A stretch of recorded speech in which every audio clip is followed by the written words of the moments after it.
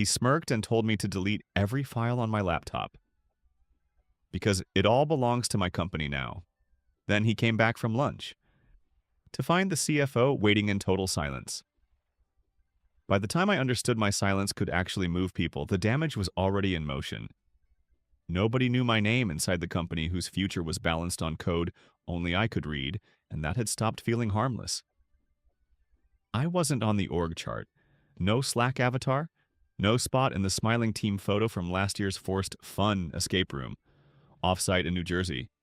If you walked through headquarters, you could have spent all day asking around and still never found me. But the code underneath it all, the logic, the load-bearing spine of the system Kavara was staking its future on, that was mine. Quietly built, quietly maintained, quietly absorbed into the walls like it had appeared there on its own. On paper, I was just a contractor, not even directly. They had me tucked under a vendor agreement buried 2 subsidiaries deep, the kind of structure that made legal feel clever and everybody else feel clean. A compliance matryoshka doll. The CFO, Marcus, had set it up that way because he understood 2 things better than anyone else in that building. First, politics kill good systems faster than bad code ever will. Second, I had no interest in politics at all. I built architecture. Clean, defensive, unforgiving architecture. Systems with internal logic so tight they practically flinched when the wrong hands touched them. I'd been with Kavara for 27 months, officially billed as a back-end compliance consultant and unofficially functioning as the architect of their flagship financial operations engine. Kavara wasn't just selling enterprise software. They were selling reassurance dressed up as innovation. The pitch to regional banks and mid-market lenders was smooth enough to make anyone relax. Let us automate operational audits. Let our platform trigger lending conditions based on live performance data. Let the machine keep everyone honest. Which sounded sleek right up until you thought about what it actually meant. You were taking decisions that affected money, risk, leverage, covenant enforcement, and putting them inside a system that could be nudged, pressured, or quietly edited by people with targets to hit. If you didn't build a spine into something like that, it became a weapon the second somebody ambitious got near it. So I built the spine.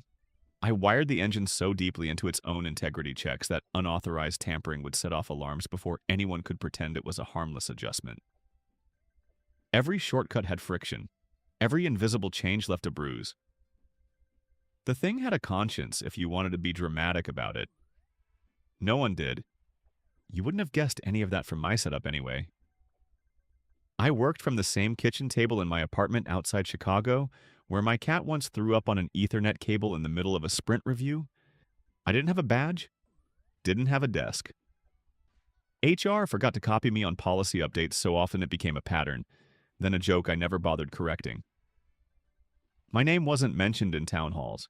Nobody sent me birthday messages. Nobody dragged me into those hollow women in tech posts with glossy Canva templates and 10 smiling headshots arranged like a nonprofit fundraiser. I preferred it that way. No spotlight, no panel invites, no smiling through leadership updates while vice presidents fought over budget and posted fake gratitude on LinkedIn. Let them collect titles and clap for each other. I'd take a chipped mug, a quiet morning, and the kind of code nobody appreciated until it stopped working. That was cleaner, more honest. Marcus understood that. He was the only executive who ever really did. He gave me room, left me alone, and, more importantly, gave me authority. Not fake authority either. Real authority. The kind that mattered when someone wanted to override a control because a sales cycle was getting tense, or a launch date had become strategic. Every other week we'd get on a call. No presentation deck, no performance theater. Just Marcus' slightly tired voice, maybe the sound of papers moving, and a sentence that landed exactly where it needed to. Keep them honest. Or, bake in the boundary and don't tell them where it is. I'd say okay. Then I'd build it. He never micromanaged, never asked for status theater, never wanted a Jira dashboard with rainbow labels and fake percentages. He wanted outcomes, resilience, and plausible deniability in that order. I gave him all 3. In 2023, the system passed 2 external audits clean, which let the executive floor keep pretending they were brilliant instead of lucky. They never saw the patches I laid over their bad assumptions, never saw how often I redirected risk they had practically invited in. Once, after a particularly ugly review cycle, Marcus told me, "You're the parachute they don't know they're wearing." I remember staring at the waveform on the call while he said it. I didn't answer right away. Something about the line stuck with me, maybe because it was the closest anyone had come to admitting what I actually was to them. Then he got sick. No warning, no handoff, no private call. Just a short note from his assistant saying he'd be out on medical leave for a few weeks. That was it. No details, no transition meeting, no here's who to trust. One day I was reporting to the only person in the building who understood the structure, and the next I was suspended over empty air with a system nobody else knew how to interpret and no one I trusted between me and the board. That's when Eric stepped in. Vice President of Strategic Operations, which as far as I could tell, meant he attended expensive meetings, repeated the last thing the smartest person had said, and kept a running mental list of who he could use on the way up. He was exactly that kind of executive. Crisp white shirts, teeth too even. Corporate phrases delivered like revealed truth. His LinkedIn banner was a photo of him in a wool coat at the World Economic Forum, even though everybody knew he'd only been in Switzerland once on a ski trip with his ex-fiance's family. Eric had a master's in organizational optimization, which sounded prestigious until you realized it mostly translated to layoffs, dashboard cosmetics, and spreadsheets that treated people like rounding errors. The minute Marcus disappeared, Eric spread through the place like water damage. He started showing up in meetings he'd ignored for over a year, started asking who owned which budget lines, who had approval authority, why certain resources were still external, why visibility was fragmented. He liked that word. Visibility. Used it so often it stopped meaning anything except he wanted his hands inside whatever had been functioning without him. The first week he didn't even know my name. He referred to me as the compliance module resource, like I was a software license they'd forgotten to renew. I heard it on a call and let the silence sit there. No one corrected him. That part told me more than the words did. Then he announced a realignment. Not a restructuring, of course. Never that. He called it a visibility phase, which meant every team now had to submit weekly reports, forward-looking roadmaps, ownership maps, risk summaries, and status updates polished enough to survive executive circulation. Everyone apparently except me. And that wasn't an oversight. That was the first thing that made the back of my neck go cold. The warning landed before the decision did, and somehow that made it worse. By then, things were already shifting under my feet, quietly, like the building had decided to settle all at once, and nobody else could hear the cracks. Of course, I wasn't included in Eric's little reporting circus. I wasn't on his books. My contract was still buried inside a vendor agreement written in dense legal sludge and parked in a shared drive he probably didn't even know existed. Marcus had designed it that way on purpose. It kept me useful and forgettable at the same time. For a while, that looked like protection. It wasn't. It was insulation, and insulation only helps until somebody decides to start a fire. Still, I knew the game. I'd lived through 6 reorganizations at different companies, enough to recognize the choreography before the music started. You don't flinch. You don't volunteer information. You don't step into the light just because someone with a title starts waving a flashlight around. You watch, you log, you keep receipts so clean they can cut skin. So I kept building. I logged in every morning, same as always, and kept refining the logic trees that determined when the platform would trigger alerts to our bank partners. The system looked smooth from the outside. That was the trick. Underneath, it was layered with checks most people never noticed because they were only there for the moment somebody got clever. Deep in the core modules, I'd embedded a credential flag, a quiet signature threaded through the architecture like a watermark under paper. If that signature got altered or stripped without the proper sequence, the system would automatically request re-authentication from the bank. Nothing dramatic. Nothing destructive. Just protocol. But protocol has a way of becoming very loud when the wrong person trips it. It meant the platform would pause the second someone tried to erase my access the lazy way, which is how people like Eric always do it. They don't read procedure. They skim, assume, delegate, and act surprised when the machinery resists. So I waited. I documented everything. I archived every change request, every approval path, every weird little executive detour, and I kept encrypted copies because I knew exactly what kind of weather was moving in. I just didn't realize it would show up looking so polished. So harmless. Marcus's disappearance hit the company like a piano dropped onto a quiet sidewalk. One week, he and I were still trading Slack messages at midnight about schema versioning. The next, he was gone. Urgent treatment. Indefinite leave. No details, no transition. Just a vacuum where the only informed adult in the room used to be. And that mattered for one reason more than any other. Marcus knew not just what I did, but why the system had been built that way. He understood where the tripwires were, which controls were political theater, and which ones were the only thing standing between Kavara and a regulatory bloodbath. Without him, the architecture was still intact, but the context around it was gone. That's the kind of thing ambitious people mistake for weakness. I didn't panic, not right away. Marcus wasn't careless. He left breadcrumbs everywhere, buried keys, quiet redundancies. A trail only someone paying attention would notice. We had protocols, we had encryption layers. There was a backup credential stack sitting in a vault that only he and I could access. I assumed, maybe naively, that if someone took over, Marcus would have left enough behind to force a real handoff.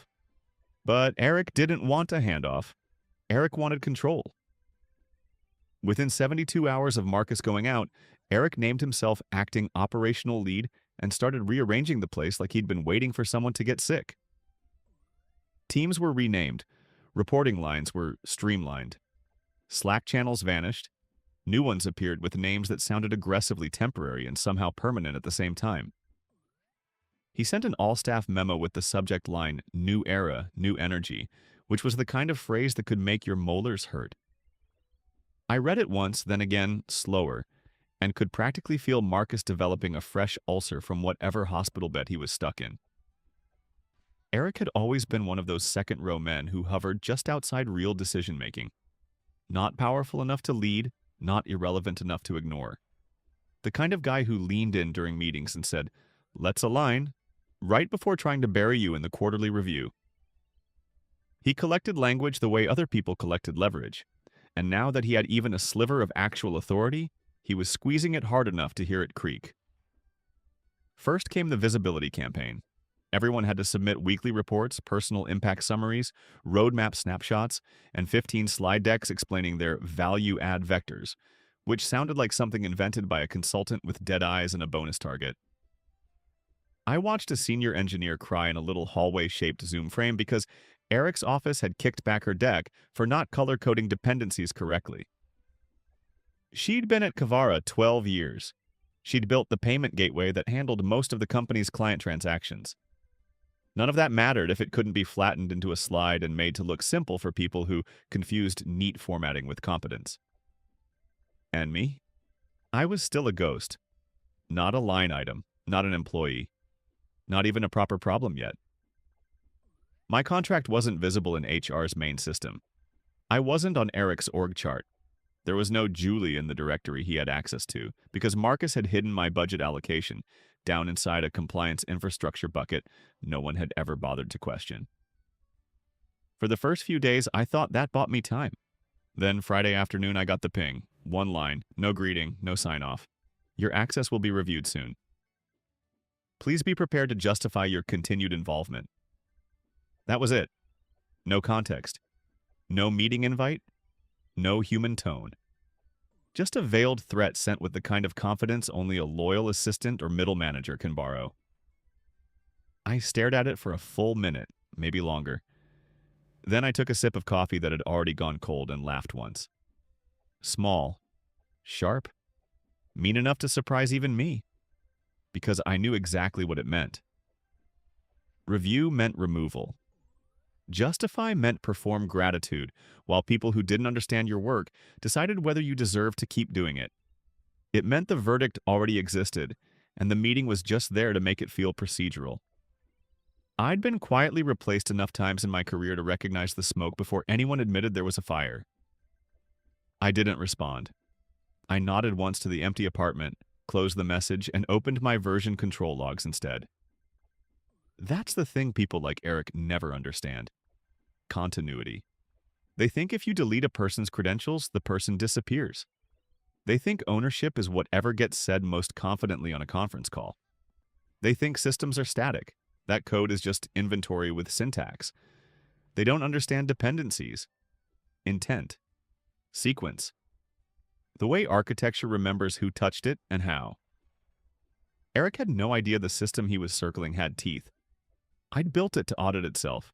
Every major logic gate, every internal rule, every decision path that mattered had attribution woven into it. Not obvious attribution, nothing sloppy, but enough. Enough to reconstruct who approved what, who altered what, who tried to move what without authorization. The platform wasn't just software, it was a living trail of fingerprints. And fingerprints are inconvenient when somebody wants to rewrite history. You can't retroactively strip that kind of attribution without making a mess. A visible mess, a traceable mess, the kind auditors lean toward. The kind bank partners ask follow-up questions about in low, careful voices. Eric, meanwhile, was moving through the company like a kid with scissors at a ribbon cutting, completely convinced he was performing leadership instead of nicking arteries. Monday, he started asking about cost centers. Tuesday, he launched discretionary expense reviews. By Wednesday, one of my senior devs sent me a message with no punctuation at all. Just got reassigned. I stared at those 3 words, watching the typing bubble appear, disappear, then come back. A few seconds later, another message dropped in. He asked who actually owns your stuff. The trap had already been set. Eric just hadn't realized he was the one stepping into it, smiling, straightening his cuffs, convinced he was about to remove a minor inconvenience from his budget. Late Thursday night, the second email came through. This one had his name on it. Need to clarify the scope of your involvement. Please join me for a brief sync tomorrow morning at 8:30. Bring documentation of deliverables. Bring documentation. I read that line twice, then a third time, letting it sit there until the insult settled into something cleaner, more useful. He wrote it like I was some intern trying to turn a summer project into college credit. Like my work could be summarized in bullet points and decorative charts. I didn't answer. I didn't start pulling together timelines or screenshots or performance metrics.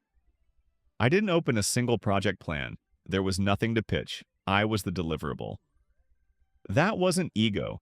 It was just one of those rare hard truths corporate people spend their lives trying to blur. My work wasn't adjacent to the platform. It wasn't a support function. It wasn't some optional layer they could reassign to a brighter, more obedient face. It lived in the bloodstream of the thing. In the decision paths, in the checks, in the internal memory of the system itself. Without me, it would keep moving for a minute, maybe 2. Then it would remember what I built into it. Friday morning, 8:27. The invite said 8:30, but I wasn't about to give Eric the satisfaction of glancing at his watch when I walked in. His office was one of those glass fishbowls companies hand to middle management, so they can feel important while everyone else can see straight through them. He was already inside, typing with 2 stiff fingers, pecking at the keyboard like he was punishing it for being there. The second he noticed me through the glass, he smiled. Not warm, not polite, triumphant. He made a little come-in gesture without bothering to stand. Julie. No handshake, no offer to sit.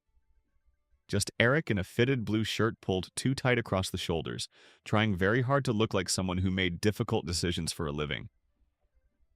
I'll keep this brief, he said, folding both hands over a manila folder like it contained state secrets instead of recycled stupidity. We've completed a review of your contract, or really the lack of one. I stayed where I was.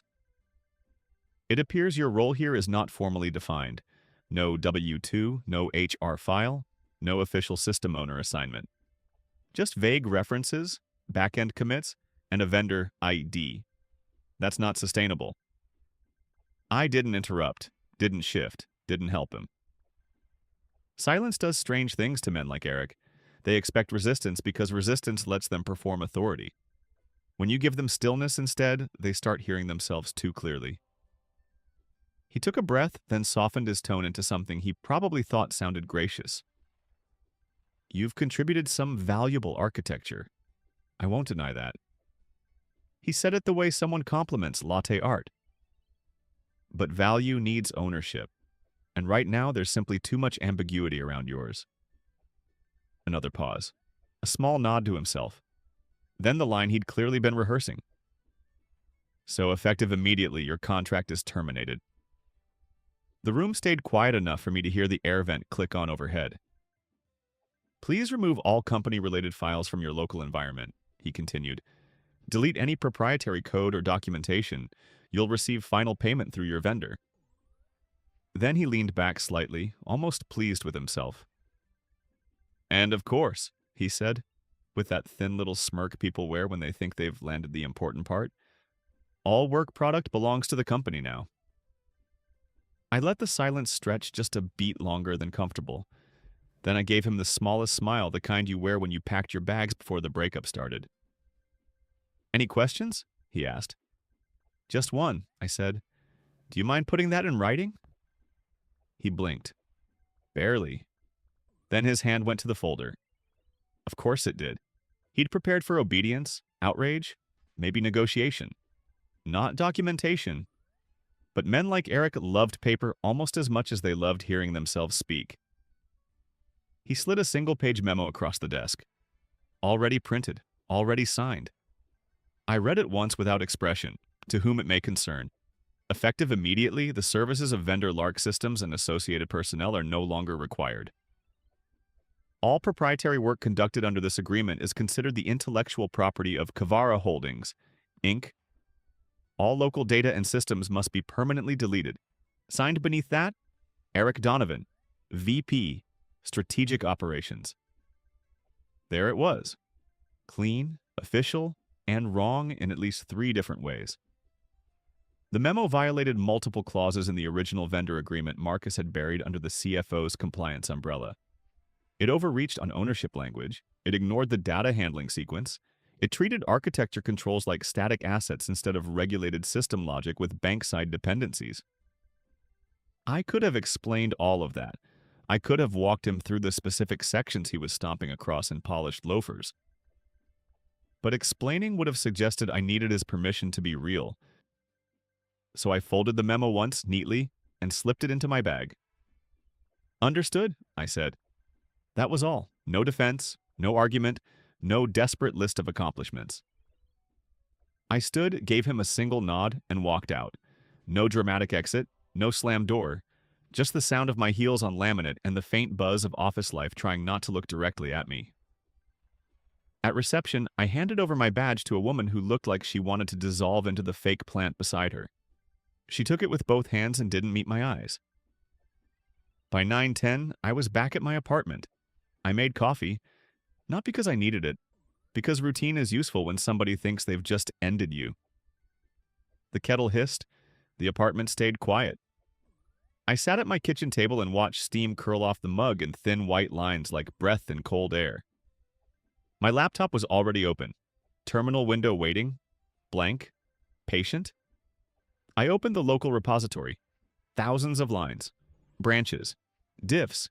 Internal notes. Build scripts. Test harnesses. Architecture diagrams. Documentation trails so dense I could trace entire decisions backward through 6 months of pressure and bad executive instincts. All of it tied directly or indirectly to the digital signature embedded in the core modules. All of it now, according to Eric's memo, scheduled for deletion. So I did exactly what he asked. I deleted everything. Not theatrically, not angrily, methodically.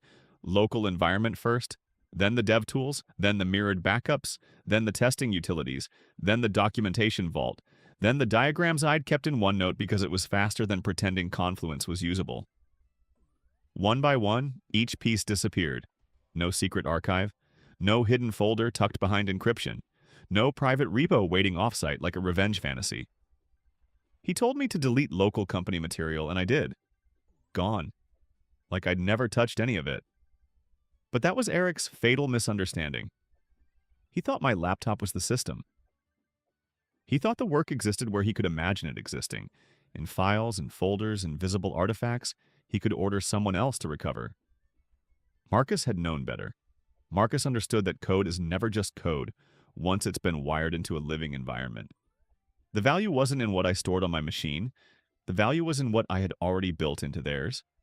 the triggers, the integrity checks, the attribution layers, the identity flags nested in the compliance logic, the quiet protocols that woke up the second someone tried to tamper with authorship or bypass procedure. Eric thought he had fired a contractor. What he had actually done was remove the only person who knew how to keep the system from defending itself. Something had already snapped. Not loudly, nothing dramatic, but deep enough that it couldn't be put back. Eric had pulled a live wire out of a system he didn't understand and called it cleanup. And now the current was starting to move. Before I closed my laptop, I paused, not out of hesitation, out of instinct. There was one more step, something I hadn't touched in over a year. I opened the secure cloud drive, encrypted, two-factor, locked behind a fingerprint-authenticated terminal Marcus used to jokingly call my black box. He'd laughed the first time he said it, like it was paranoia dressed as preparation. It wasn't. Inside was a single folder, just in case. I opened it. There it was. The memo. Clean scan. Time-stamped. Eric Donovan's signature sitting at the bottom like he'd just signed a receipt instead of a problem. Direct instruction to delete active company IP without proper offboarding. No ambiguity, no wiggle room. I duplicated the file. Not because I needed it yet, because something inside me had shifted into a colder alignment. Not panic. Panic is noisy. This was quiet. Precise. Mechanical? Like something had flipped from passive monitoring to active protocol? War protocol. Eric had no idea. He thought he'd removed a cost center. Trimmed a line item. Simplified a system. What he'd actually done was fire the one person who understood how to keep that system from reacting. He didn't waste time celebrating either. By noon, the back-channel messages started coming in. Slack pings from engineers who knew better than to say my name too loudly. The tone was always the same. Casual on the surface, strained underneath. Hey, heard you're off the project. That sucks. Eric's calling it streamlining. Said you were legacy overhead. Pretty sure he has no idea what half your modules do. Also, what's going on with the metrics dashboard? I didn't respond, just read. Archived, watched the pattern. Apparently, Eric had done a little tour that morning, dropped into a product leads huddle and announced he was cleaning out inefficiencies. Framed it like a leadership move. A reset. Someone said he described me as a black box developer who had been over-engineering things to make myself indispensable. Another message said he implied I'd kept legacy code alive just to justify my existence. I smiled at that.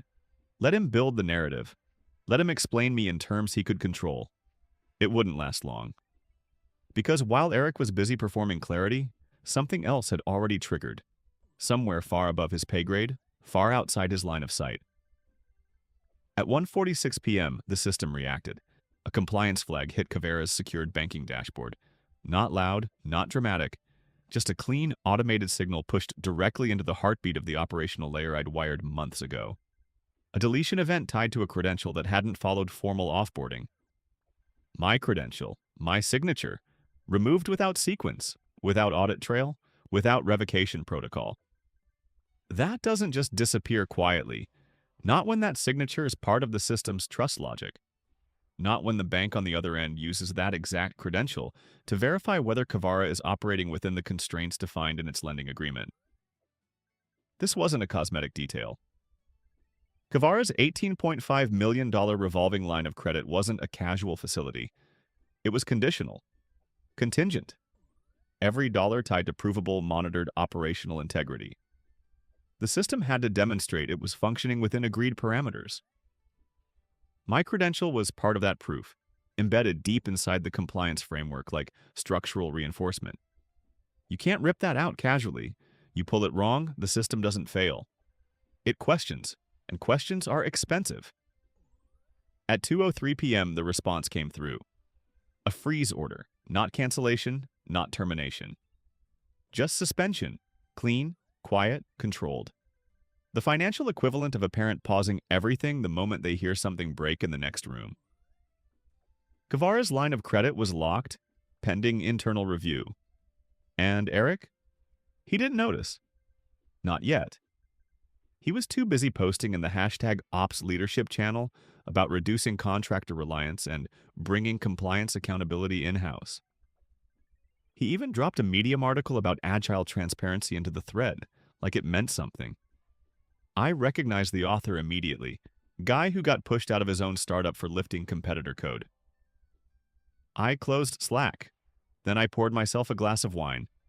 Not celebratory, not smug, just still. Like watching the first domino tip in a machine you built months ago and then forgot about until someone else leaned on the wrong lever. I knew the sequence. The system would flag the anomaly. The bank's monitoring bot would escalate through the compliance portal. Our liaison, Jill, former regulator, sharp enough to smell risk before it spoke, would get the alert. She'd call legal. Legal would check the logs, trace the deletion event, see my contractor ID tied to it, and ask the only question that mattered: who authorized this? And that's where it would start to unravel. Because there was no clean answer, no formal offboarding record, no transfer of system ownership, no documented shutdown protocol, just Eric's directive and that neat little memo that violated internal policy so thoroughly it might as well have been written in Comic Sans. I leaned back and opened the secure drive again, stared at the memo. Timestamp? Signature? Instruction? It felt less like a document and more like a live charge sitting quietly in my hands. I didn't need to use it, not yet. The system was already doing the work for me. I waited for my phone to ring. It didn't. But the emails started. The first one came from Jill. CC'd to legal, IT security, and two names I didn't recognize. Subject: urgent. Unscheduled credential removal detected. I read it slowly. Anomalous activity observed within compliance module architecture. User LARKS_ID_4038 registered deletion event without standard deactivation protocol. This violates Kavara Bank certification standards. Please advise. I exhaled just once. Then I checked the timestamp and smiled, barely, because now it wasn't a question of if Eric understood what he'd done. It was a question of how fast it would reach him. By the time anyone tried to answer the first email, the damage had already climbed out of the system and into the room. Eric still thought he'd eliminated a problem. What he'd really done was cut through a load-bearing structure and call it efficiency. No one replied right away, which was fine by me. Silence was part of the process now. The platform had already done what I built it to do: detect injury, isolate the break, escalate without panic. Not loud, not theatrical, just precise. Like a healthy immune system identifying something foreign and refusing to pretend it belonged there. At that point, I didn't need to intervene. I just had to wait and let the antibodies work. Marcus came back on a Monday. Not with fanfare. Not with one of those executive return announcements full of gratitude and softened language. He just showed up at 8:02 a.m. and walked into the building like he was arriving at the scene of an accident no one had managed to contain. No Slack message. No memo. No assistant running ahead of him. He bypassed reception, went straight upstairs, and by 8:07 legal was already spiraling. The bank hadn't just frozen the line of credit. They had sent a formal notice directly to Marcus's email. Not to Eric, not to finance, not to operations, to Marcus. Because the system, the real system, not the simplified little org chart fantasy Eric lived in, had been built under Marcus's authorization chain. My architecture sat under his approval. The trust hierarchy pointed upward to him, not to whoever had temporarily installed themselves in a glass office and started using words like streamlining. When the system registered an integrity failure, the bank didn't care about internal politics. It cared about signatures, approvals, and credential lineage. Marcus's credentials were still sitting at the top of that stack. He saw the alert at 6:43 that morning, just after finishing a second round of antibiotics. That detail got back to me later, and for some reason it stuck. The image of him reading that notice half sick, coffee cooling somewhere nearby, realizing in about 3 seconds that something inside Kavara had been touched without procedure. He got in his car before he finished the cup. So, when Eric strolled in late with a warm croissant and an oat milk latte, Still carrying that smug, buffered confidence of a man whose worst mistake had not yet become visible, he had no idea the weather inside the building had already turned. I pieced the rest together from forwarded summaries, back-channel notes, and one extremely terse message from Jill. Apparently, the first thing Marcus said when he walked into legal was, "Why is Julie's credentials showing a non-standard termination event?" Not hello, not good morning, not catch me up. That. The room went dead quiet. Then came the noise. Mouse clicks, keyboard chatter, someone opening the wrong folder, someone else asking for access, two people getting locked out because they were still relying on stale SSO tokens Marcus had warned them about months earlier. Legal started digging. Security started stalling. Nobody had an answer fast enough to sound innocent. There was no off-boarding ticket for me, no formal shutdown record, no compliance handoff, no transfer of ownership, no documented deactivation sequence. Just Eric's memo, scanned into the system late Friday afternoon with no countersignature, no legal review, and no attached remediation plan. A one-page act of arrogance sitting there like evidence waiting for sunlight. When they finally dragged Eric into the room, he tried to stand in it. Julie was a contractor, he said, already defensive, already building his excuse while pretending it was policy. We had no legal obligation to onboard or offboard her through internal systems. She had no claim to system ownership. It was cleanup, that's all. Marcus looked at him for a long moment, not angry, which was worse. Then he asked, "Did you authorize the deletion?" Eric hesitated. "Just enough." "Yes, I instructed her to remove local company data. Standard practice." "You instructed her to delete operational IP while her credential was still active in a live compliance chain." Eric shifted in his chair. "Well, I assumed," Marcus cut in. "You assumed." That was when the sweating started. People imagine confrontations like that turning loud, cinematic, explosive. This wasn't that. Marcus didn't raise his voice. Didn't slam a laptop shut. Didn't go full startup founder tantrum. He just kept asking questions in that calm, exact tone that leaves nowhere to hide. "Did you review the compliance logic before issuing the directive?" "No, but did you consult infrastructure about the validator embedded in the audit loop?" "I wasn't aware there was one." Marcus repeated it. "You weren't aware?" Quiet again after that, the kind that starts pressing on everyone's ribs. Then he said, "Julie embedded a multi-factor logic validator tied to her signature. It was approved in March. You signed the roadmap." Eric's face did something small and ugly then. His mouth opened, closed, opened again. Like he'd just realized the glass in front of him wasn't a window. It was a wall, and he'd run into it at full speed. Marcus opened his laptop and projected the chain on the wall. My credential, highlighted in red. Timestamp of deletion, authentication failure, escalation path, bank alert log. Each step landing in sequence so cleanly it almost looked staged. But that was the point. I'd built it that way because one day, sooner or later, someone exactly like Eric was going to try to rip out the scaffolding without understanding what it was holding up. Back in my apartment, I watched the fallout from a careful distance. Jill forwarded me the audit summary and copied Marcus. No commentary, no softening language. Just the data. I didn't respond. There was nothing to add. Marcus already knew. The logs were saying everything I would have said, only cleaner. And Eric?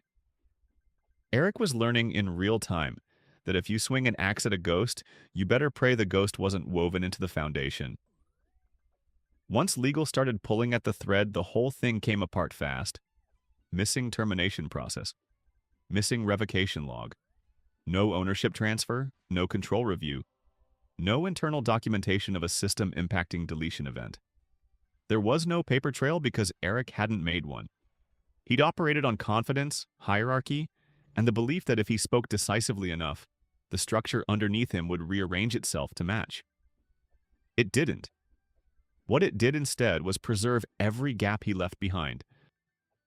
And that memo of his, that neat little signed instruction he'd handed me across the desk like he was doing me a favor, was suddenly moving from administrative record to liability exhibit with astonishing speed. Legal was not amused, neither was security. By then, the questions weren't about me anymore. They were about who, exactly, had given Eric the authority to touch a system he clearly didn't understand. And from what I heard, that was the moment the room changed for good. The room didn't explode, it tightened. Nobody raised their voice. Nobody slammed a table.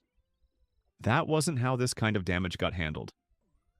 They leaned in, lowered their tones, passed documents across polished surfaces with the kind of quiet disgust that meant something irreversible had already been decided. One by one, they walked through the checklist. Offboarding procedure, missing. Compliance approval, missing. Credential reassignment, missing. System integrity verification plan, not even attempted. Each empty box landed heavier than the last. It felt less like an investigation and more like a dissection. Slow, clinical, and completely unforgiving. Eric wasn't being challenged. He was being exposed, layer by layer, like someone who'd tried to bluff their way through an open book exam after setting the building on fire. And still, he clung to it. She was just a contractor. He said it again, and again, like repetition could turn it into a shield.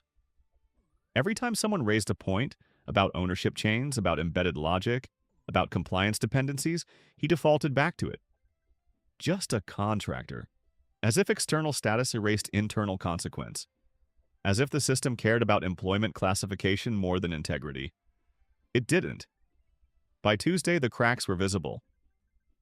She had no authority over platform-level compliance logic, he told one group, voice steady but stretched thin. By Wednesday, the narrative shifted. Her work wasn't critical, he said to legal, like he was trying on a version of reality that might fit better. By Thursday, he was scrambling. This wouldn't have happened if the system had been better documented. That one hung in the air for a second too long. Even in a room trained not to react, you could feel the shift, because documentation wasn't the problem. It never had been. Everything was documented. Every control, every dependency, every embedded validator Marcus and I had built was there, clean and accessible, for anyone who bothered to read it. Eric hadn't read it. He'd walked into a structure he didn't understand and tried to remove the architect while still standing inside it. That was the mistake. The real pivot came when Marcus got the memo. No audience, no announcement. Just him in his office, blinds half drawn, the page sitting flat on the desk in front of him. I heard later he read it once. Then again. Then a third time, slower, like he was checking whether the words would rearrange themselves into something less damaging if he gave them enough time. They didn't. Then he read it out loud. Not loudly, not theatrically, just enough. He ordered the contractor to erase system-critical IP while still credentialed with active ties to compliance tracking. Silence followed. Not confused silence, not uncertain. Final. Taryn, the lead compliance officer, the one who rarely spoke above a controlled murmur, looked up from her screen and said very evenly, "That qualifies for breach classification. Possibly multiple." And just like that, the framing changed. Eric wasn't the guy who mishandled a contractor. He was a liability. I wasn't in the room, but the story reached me in fragments. Slack whispers. Forwarded threads. Late-night emails from people who suddenly remembered I existed. And one phone call from a QA engineer whose voice carried something I hadn't heard from her before. Relief. "Julie," she said, almost laughing. "They pulled his Slack access. Legal's got him under review. Marcus called it a containment phase." Containment. The word settled into me differently than everything else. At home, I sat with my laptop closed, a cup of tea cooling untouched beside me. The secure drive stayed where it was. The backup memo sat quiet. I hadn't needed to push anything. The system had done exactly what it was supposed to do. Surface the truth cleanly without distortion. And still, I didn't feel finished. Not relief. Not yet. Just that faint, distant flicker of something approaching. Like headlights far down a dark road. You see them, you recognize what they mean, but you don't relax. Not until they're close enough to burn through everything else. Eric wasn't done. People like him never are. They slip. They redirect. They reshape the story until it almost fits again. They negotiate with reality until someone stronger removes the option entirely. He would try. Of course he would. But now there were fractures he couldn't seal. He couldn't unsign the memo. He couldn't recreate a paper trail that never existed. He couldn't turn just a contractor into a defense against a frozen credit line and a compliance breach. And he still didn't know how much of this I was watching. Or how much I still had. The message came at 7:12 a.m. No greeting, no signature, just a single line. Did he tell you to delete it? Marcus. Of course it was Marcus. He didn't waste words. Never had. No legal cushioning, no corporate tone. Just the question, sharp and direct, sitting in my inbox like something already burning. I didn't answer with text. I forwarded the memo.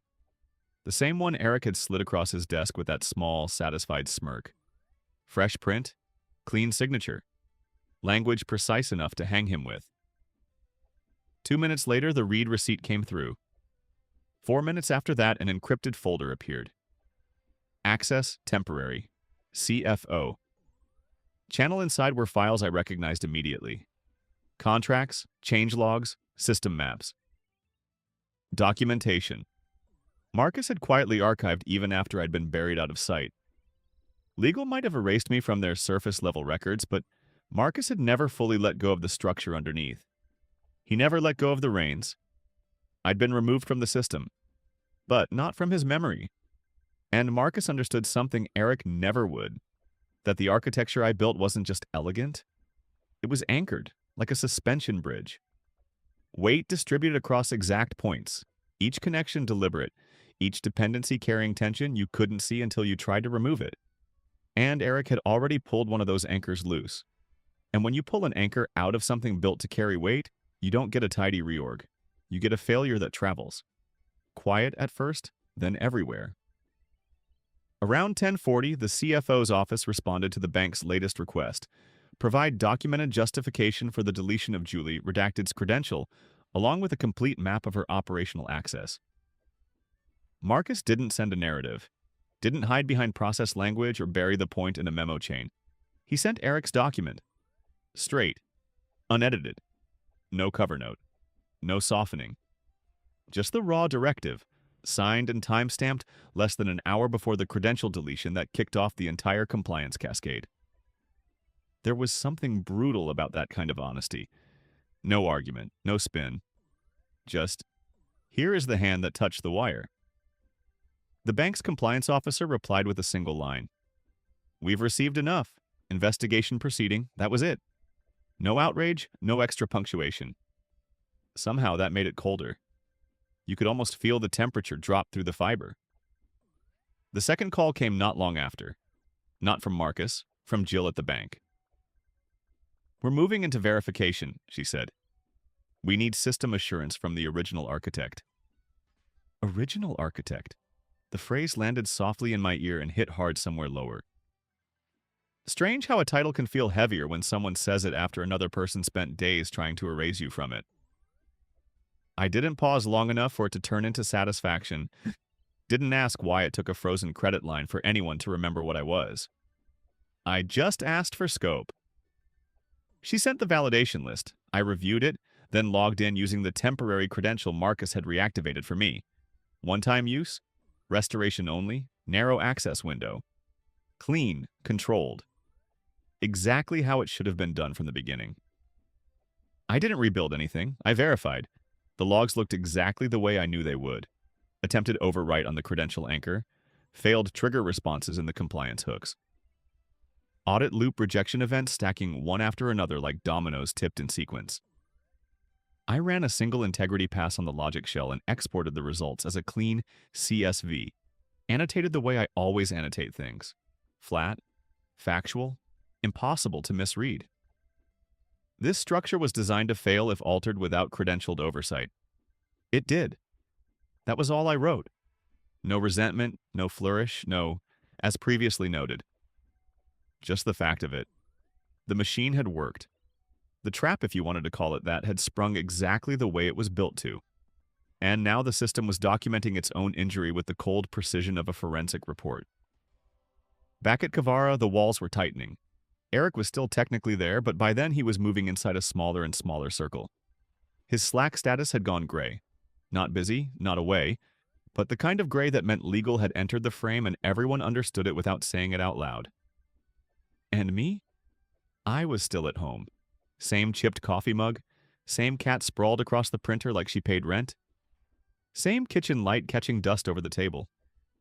But the shape of things had changed. I wasn't the ghost anymore. Not the rumor, not the missing line item, not the invisible resource under a vendor shell. I was the echo, the proof, the original architect. And Eric's little world was starting to fold under the weight of something he had never once planned for. Quiet accountability. By then, the anger had cooled into something thinner and steadier. The old heat was gone. All that remained was observation. Detached. Clinical. I wasn't steering anything. I wasn't pushing. I was just watching the black box do what black boxes do. Record everything while the structure around it failed. And in that strange stillness, I felt something close to peace. Not forgiveness, not closure, just gravity finally being allowed to work.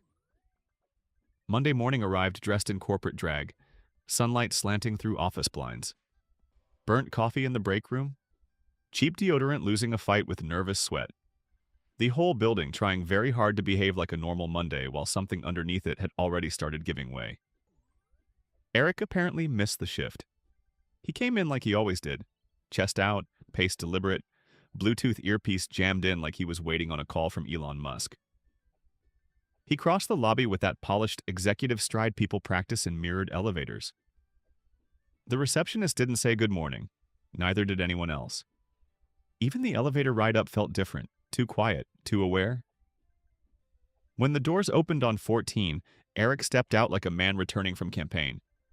Then he saw them. Marcus was already in Eric's glass office, standing with his back to the window, jacket off, sleeves rolled, the memo in his hand. Beside him stood Angela from legal, posture so rigid she looked less like a person than a carved warning. No laptop open, no chair pulled out, no attempt to make it conversational. Eric stopped half a step into the carpet. The whole floor felt it. It had that old Western stillness to it. The saloon gone silent. Nobody moving except whatever was already in motion. Developers stopped typing. Product managers glanced sideways without turning their heads. Someone near reception coughed and the sound landed too hard. Marcus didn't wave Eric in. He just looked at him. Held the look. Eric walked into the office anyway. Angela closed the door behind him with a soft click that somehow carried farther than it should have. No pleasantries, no preamble. Marcus lifted the sheet of paper slightly. "The bank just called," he said, voice flat and cold enough to leave a mark. "Tell me exactly what you told her to do." Eric blinked twice, buying time he didn't have. "I instructed her to remove local data. Standard policy under termination." Marcus didn't move. "Exactly what you told her to do." Eric swallowed, tried again. "I told her, per the memo, that her services were terminated immediately and that she was to delete any proprietary data from her system. I assumed—" Angela cut in before he could finish. "You assumed what, Mr. Donovan?" Her voice was sharp enough to make the room feel smaller. Eric turned slightly toward her, already off balance. That she'd been properly off-boarded. "That the credential triggers had been reset?" Angela asked. He hesitated. "Just long enough." Marcus answered for him. "You didn't check." Eric's mouth opened, then closed.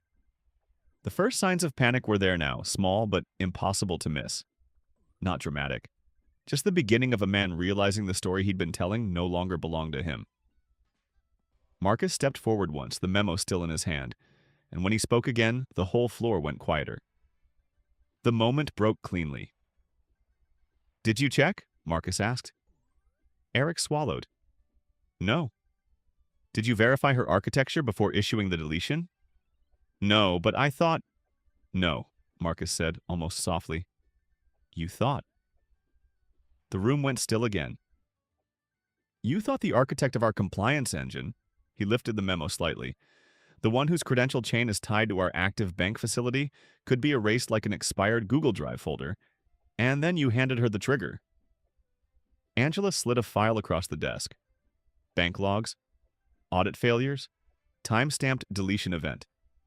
Every line pinned back to Eric's Friday memo with the kind of precision that makes excuses sound childish the second they leave your mouth. You initiated a cascading compliance failure, she said, voice flat. That froze $18.5 million in operating credit. You exposed Kavara to breach classification and possible investor disclosure consequences. Eric's voice dropped, smaller now. It was a misunderstanding. Marcus leaned forward, one hand flat on the desk, the other still holding the memo like it might contaminate him. No, he said. It was negligence. No rise in tone, no dramatic pause. Just the word, set down so hard it changed the room. And now, he continued, we're on a 72-hour remediation leash with a partner that does not tolerate repeat mistakes. They want documentation. They want assurance. And they want the person you erased brought back in to clean up what you broke. Eric didn't answer. Outside the office, 2 engineers had been refilling water bottles for the better part of 10 minutes. Nobody on the floor was openly listening, which meant every single person was. So when Marcus said, "You're suspended from all platform operations, effective immediately," the silence that followed spread farther than the words. Eric's chair gave a tiny creak. He didn't stand, didn't argue, didn't even try to reframe it. He just sat there pale and blinking, like a man realizing, much too late, that he'd mistaken the trailer for the whole movie and somehow still cast himself as the hero. Angela gathered the files. Marcus opened his laptop. The board was waiting, so was the bank. And for the first time since Eric had started climbing by stepping on everyone else's hands, he wasn't controlling anything except maybe the effort it took not to get sick in front of legal. I was at home, logged in through a one-time credential, watching the same logs Marcus was watching. No edit access, no need. The code was speaking clearly enough on its own now, louder than I ever had. Cleaner too. All I had to do was watch it finish telling the truth. By 4:17 p.m., Eric was gone. Not fired? Not yet. Pending compliance investigation. That phrase has a certain corporate elegance to it, like it showed up in a tie carrying a shovel. They didn't even let him go back to his desk. His badge was disabled before legal finished the sentence. Security walked him out with that careful, overly polite posture companies use when they want humiliation to look procedural. He didn't protest, didn't wave, didn't make eye contact with anyone. He just disappeared into the elevator. What he left behind was better than a scene. He left a trail. The memo, the audit failures, the frozen credit line, the vacuum his confidence had torn open. And me. Marcus called at 4:43. No warm-up, no apology, no attempt to dress it up. We've reinstated your contractor access under the Lark shell, he said. Bank requested one-time credential. Scope is validation only. Restore what you can. I let a second pass before I answered. Understood. Then, after the briefest pause, he added, Julie, thank you. I didn't respond to that part. Not because I wanted him to sit in guilt, although maybe he should have. Not because I was still angry exactly. It was simpler than that. There's a kind of silence you earn. A silence that says more than any neat little exchange of professionalism ever could.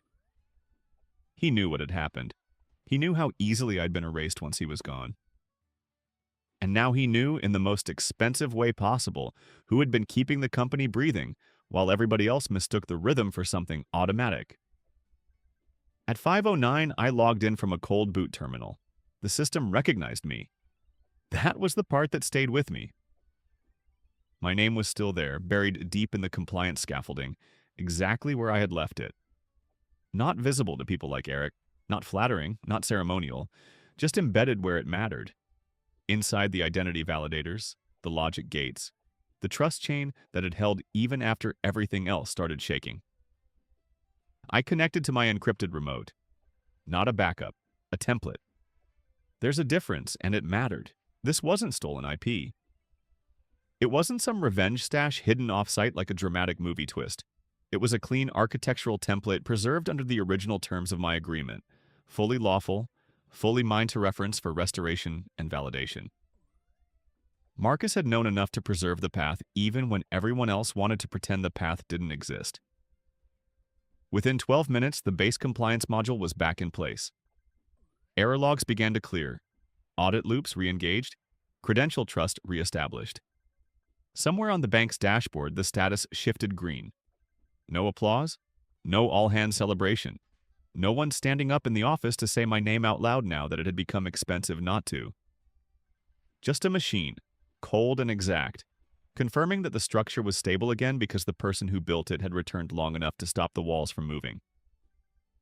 I typed 3 final commands, logged the restoration note, flagged Eric's memo, attached a single PDF with 1 sentence highlighted from the original system specification. Unauthorized credential removal triggers automatic integrity cascade. This behavior was not accidental. It was the design. Then I hit send and logged out. No cape, no swelling soundtrack.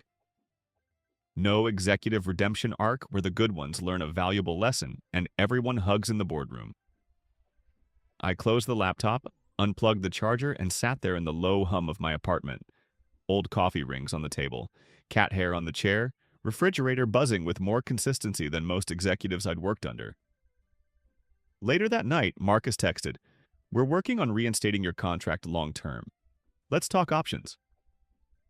I read it once and set the phone face down. Not because I was bitter. That had burned off. Not because I wanted to punish him. I just knew better now. Kavara would survive. Of course it would. The board would smooth the edges. They'd bury the panic under language. Repackage the whole fiasco into a sentence like, "We learned a great deal through this process." At some point, they'd probably bring in a polished consultant with expensive sneakers and a dangerous haircut to run a slide deck about resilience, governance, and transformation through transition. Let them. My part was already over.